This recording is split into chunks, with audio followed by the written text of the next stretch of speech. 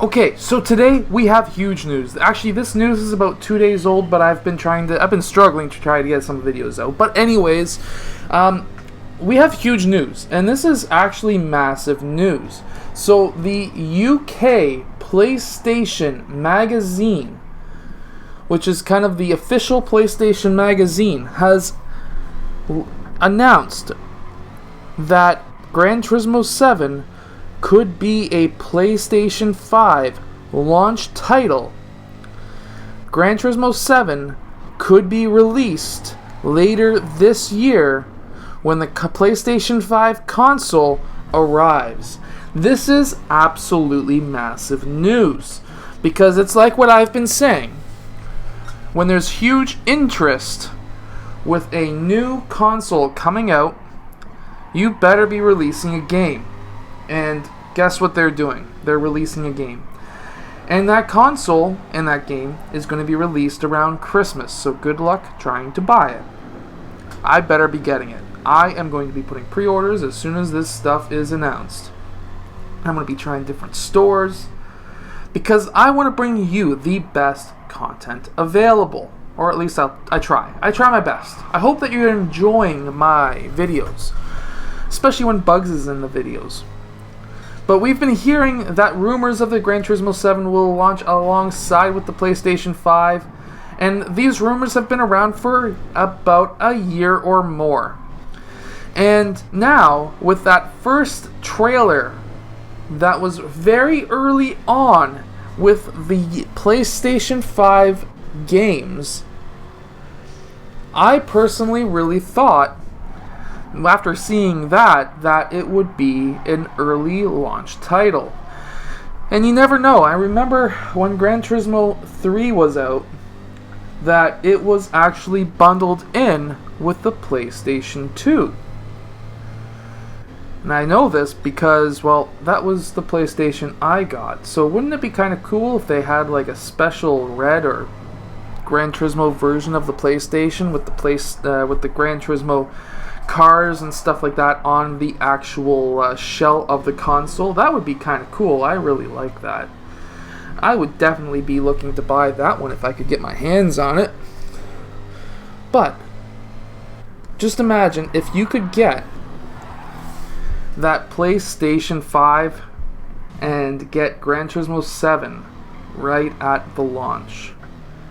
That would be huge. That'd be a lot of fun. Because let's face it, when there's a big title launch, you really hope that it's around Christmas, and kind of got off track there with the car, hit the pylon, whatever. But anyways, you really kind of hope to have a lot of people playing the game, especially when it's going to be an online game like Gran Turismo 7 really is, or at least we're hoping for. Really kind of curious what GT Cafe still is. We've got those rumors and thoughts and hypotheses, but it would be really cool because when a game is launched at Christmas, there's going to be a lot of people getting the game because, of course, it's gift season. And by a lot of people getting the game, there's going to be a lot of people playing the game and having fun. So there's going to be a lot of people watching for videos, which is fantastic because I hope that I'm entertaining enough to people that they'll watch me. But also, when you're online, when there's a lot of people, it's easier to get into races. And the only thing that I would worry about is people getting into the races and kind of doing the whole Forza online thing where they want to smash into everybody's cars. Now, there's always that risk. That was a nice overtake. But there's always that risk. But I really doubt that anybody getting the game would do that. I think because the way the game's set up, where there's kind of like a driving school and everything like that, I really think that there's going to be a lot of younger people getting into sim racing and wanting to do it right, because if we can get into their heads that, hey, would you go out there and smash a $250,000 Lamborghini? No. So if we can set the bar at a high level so that people don't want to do stupid stuff online, then we will have a really fantastic game and a really fantastic experience. Especially when we've got all of this extra car customization. Hopefully we can put different spoilers.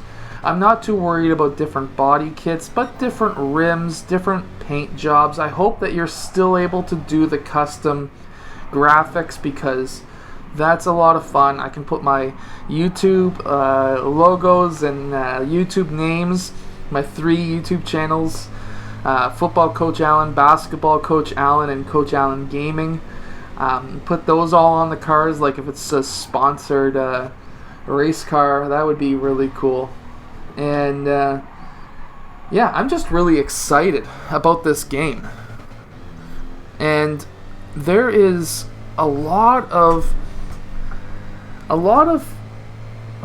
news coming out about it that it's not really mainstream news. So the site that I like to check if you're just kind of getting into the whole Gran Turismo thing is gtplanet.net. Now, this is not a sponsored video whatsoever, but I tend to get a lot of my news from that website. So if you are into Gran Turismo and really excited about the game coming out, then this is a great place to check for information. Maybe they'll sponsor me someday. That would be nice. Maybe if I get enough views on these videos, I can get sponsored by GT Planet. But we're on our second last lap, halfway through the second last lap. First place, nobody's going to pass me. I'm too good of a race car driver for these simulated arcade computers to try and keep up with. That's another thing that I would really like to see Gran Turismo 7 fix, and that is the AI, the artificial intelligence. Maybe we should get Elon Musk to work on the AI in these games, because it is horrid. They take the perfect line, they try to stay in the middle of the track, and it's the easiest thing to pass them. It would be nice if they put up a little bit of a challenge.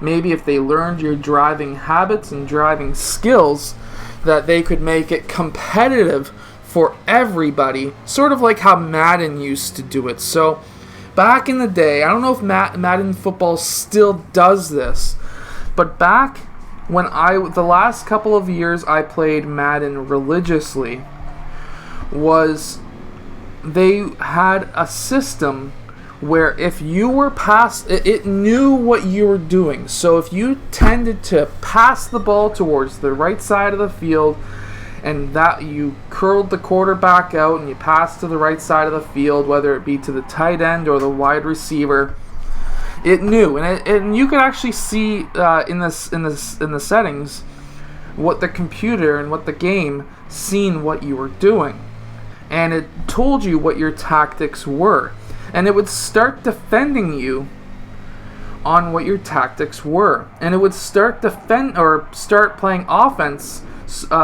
to get around what you're doing. So if you did a lot of blitzes, it would then try to do different types of offensive plays to block the blitz.